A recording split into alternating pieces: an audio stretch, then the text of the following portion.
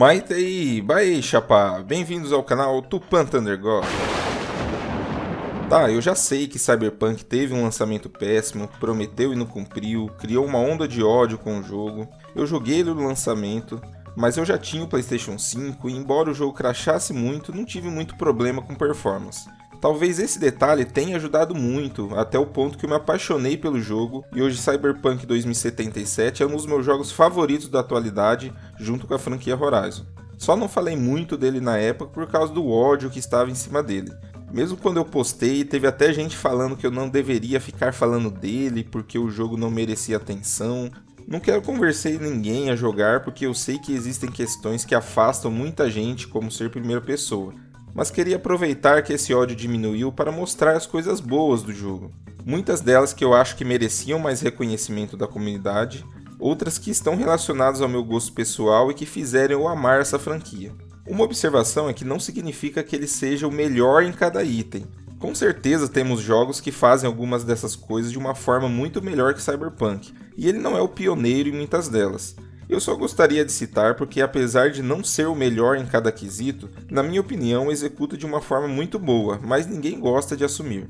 Antes de continuar, gostaria de agradecer os mais de 4.000 inscritos no canal. Se cada um deixar uma vela queimando por um ano, iríamos conseguir ultrapassar os 4.000 anos que o fogo de Yanardag está queimando sem parar. Então, Yaha, amo! Tupan Thunder God. Sempre melhorando. Sabendo do desastre no lançamento, a CD Projekt poderia ter abandonado o jogo, mas continua trabalhando para melhorá-lo.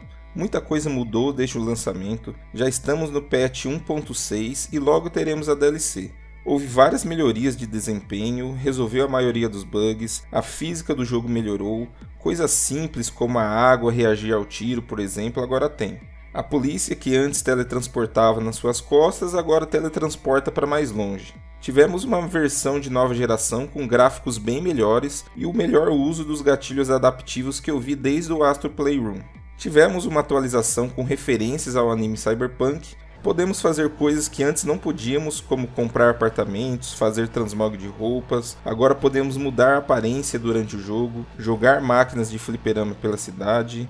Muitas roupas novas, carros novos, missões novas e o mais incrível de tudo isso é o segundo item da lista. 2. Sem compras online ou versão deluxe. Muitos jogos mantêm o jogo vivo depois de um tempo, mas normalmente porque são jogos online ou porque vendem itens através de uma loja online que gera renda adicional que paga nas melhorias. Mas Cyberpunk não tem absolutamente nenhuma compra online. Além disso, pelo menos até hoje, o jogo não tem uma versão deluxe que cobra um valor muito maior para ter um colecionável a mais no jogo. Muito pelo contrário, a versão base da mídia física do jogo já vem com alguns brindes, um mapa de Night City, um resumo da lore do jogo, cartões postais e adesivos. Que outro jogo recentemente fez isso com a versão base do jogo, sem cobrar nada mais por isso? Existem milhares de peças de roupas, vários carros, várias armas, apartamentos e a única coisa que você precisa fazer para pegar é jogar. É uma coisa bem simples, mas é cada vez mais difícil ver isso acontecer. E graças a essa enorme variedade de itens para pegar, temos o próximo item da lista. 3. Variedade de gameplay. Aliado com essa grande variedade de itens, existe também uma grande variedade de formas de se jogar o jogo. Você pode jogar como se fosse um jogo de tiro em primeira pessoa. Se sua mira não é muito boa, existe uma classe de armas inteligentes que podem fazer até curva nas balas. Você pode ir desenvolvendo a habilidade de ir hackeando as coisas, abrindo portas por caminhos alternativos, distraindo inimigos até chegar ao ponto de simplesmente desligar eles. Você pode usar espadas e ir fatiando os inimigos. Você pode usar cibernéticas que podem deixar você mais forte em lutas corpo a corpo, tirar lâminas louva-a-Deus dos braços, ficar invisível, deixar o tempo em câmera lenta, dar saltos duplos ou sair passando o monofio em todo mundo como se fosse o Kratos. Como não dá para ficar com todas as habilidades em 100%, o jogo te obriga a ficar especialista em uma habilidade específica, e melhorando ela, e como o jogo não é muito difícil, em qualquer uma delas no final você se sente que está muito poderoso, que pode invadir qualquer lugar e passar limpo em todo mundo. Você pode também ser furtivo, e aliás, Cyberpunk 2077 tem uma das melhores furtividades dos videogames. Você pode matar ou não, usar o cara de escudo, esconder o corpo e se terminar a missão sem ser detectado, pode acontecer o que é o próximo item da lista. 4. Várias formas de fazer uma missão.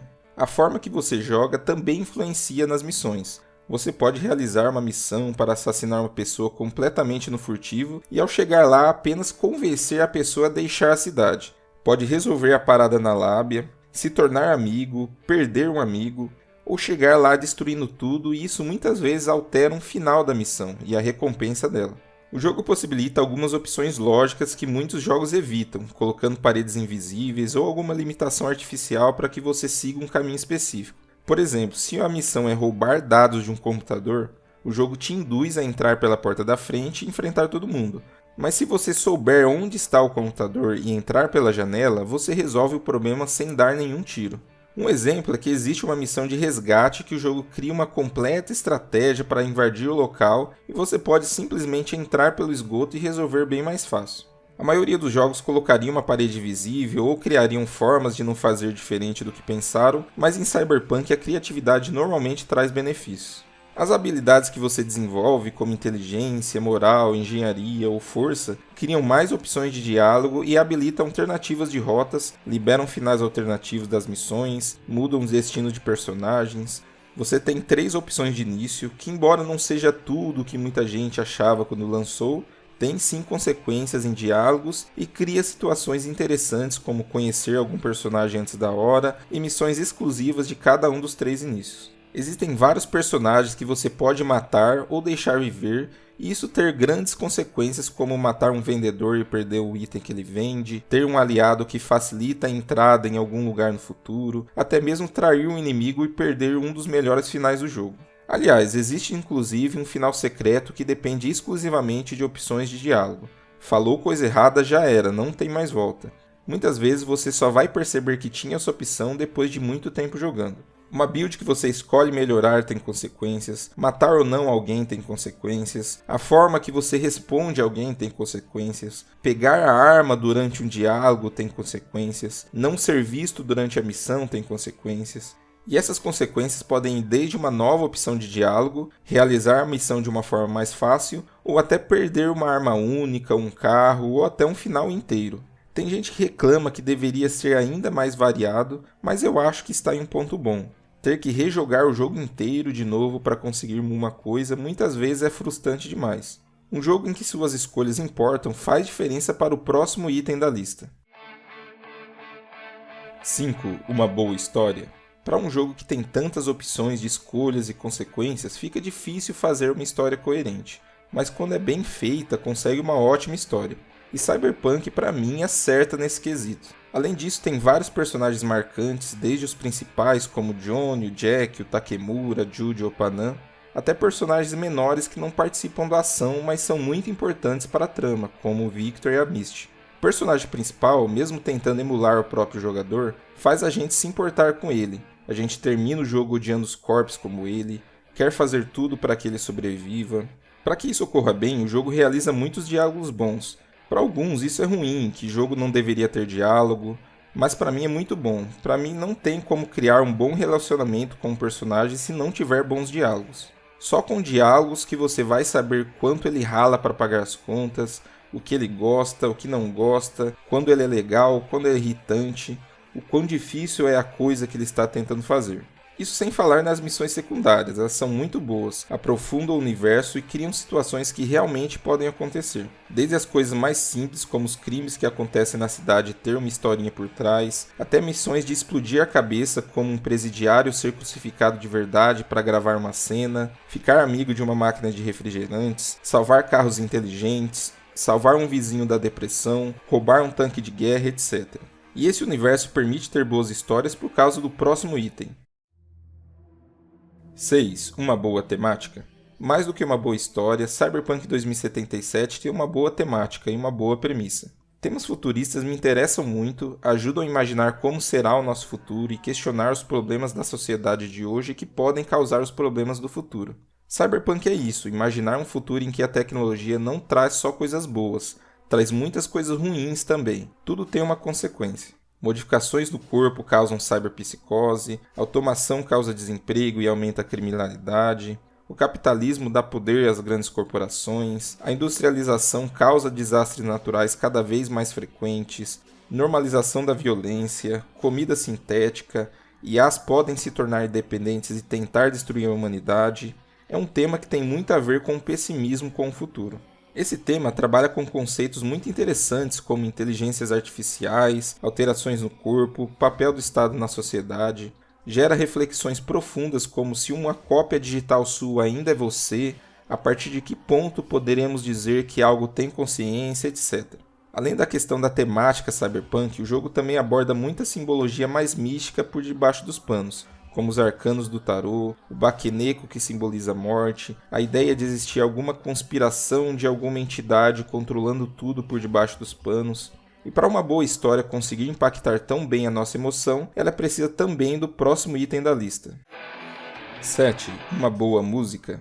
Trazendo muito da ideologia punk que ajudou a criar a temática cyberpunk, o jogo tem uma ótima trilha sonora digna de colocar no Spotify e ficar ouvindo por horas. Outra coisa boa da trilha sonora é que ela é totalmente feita para o jogo, mesmo as que aparecem no anime. Por causa disso, a maioria delas não tem problema em colocar nos vídeos do YouTube. No meu caso, eu gosto muito de música eletrônica e rock pesado. Coincidentemente, é isso que o jogo oferece como trilha sonora. Temos a banda Punk Samurai, que é tocada pela banda Refused na vida real. E além disso, temos várias músicas eletrônicas pesadas que dão essa sensação futurista e ao mesmo tempo agressiva de um mundo cyberpunk. A música deixa tudo mais bonito, mas outra coisa que também deixa o jogo bonito é o próximo item da lista. 8. Gráficos e detalhes. Não só a música é boa, mas o jogo graficamente é muito bom também. Não estou dizendo que tecnicamente é bom, ele é bem pesado. Jogos como Horizon Zero Dawn e Red Dead Redemption 2 entregam mundos abertos muito bonitos e mesmo assim não parecem pesar tanto. Mas tendo um computador bom e um console bom, o jogo é muito bonito, a cidade é muito bonita, a noite então é um espetáculo. Não é difícil ver vídeos utilizando o Cyberpunk como demonstração de gráficos em PCs. Mais do que gráficos, a cidade é extremamente detalhada. Cada pôster colado nas paredes, cada propaganda exibida, cada item na mochila, cada roupa, cada carro é uma obra de arte. Tudo tem base na lore do jogo, nas empresas existentes no jogo, nas comidas disponíveis nesse mundo. Temos também muitos easter eggs de outros filmes e livros cyberpunk. A própria cidade é muito viva. Embora a IA dos NPCs não sejam das melhores, quando você anda pelas ruas você vê mendigos em becos, gangues tentando roubar alguma loja, pessoas fazendo churrasco em casa, músicos nas ruas, lojistas, crianças, idosos, obesos, policiais investigando cenas de crimes, criminosos se encontrando para trocar mercadorias, corpos se jogando de prédios. Algumas cenas aleatórias podem passar despercebidas, mas se prestar atenção tem uma história de fundo, como por exemplo ver dois corpos em uma piscina e depois ao analisar a situação melhor você descobre que a mulher do cara pegou ele com a amante e matou os dois. Analisando os detalhes da cidade, não é difícil imaginar que seria possível essa cidade realmente existir. As ruas têm nomes, os NPCs têm nomes, todo produto tem um fabricante. Novamente, não estou dizendo que é o melhor jogo nesse quesito, mas dá para perceber a atenção que os desenvolvedores tiveram nesses detalhes. E para um universo com tantos detalhes, tem muito conteúdo que não dá para ser contado no jogo, e para isso precisa do próximo item da lista. 9. Mídias externas. Um grande exemplo de boa utilização de mídias externas é que no jogo temos a Afterlife, que homenageia as pessoas que morreram de forma épica dando o nome de um drink para ela, e no cardápio havia um drink chamado David Martinez, que não tinha como saber o que ele fez para estar lá.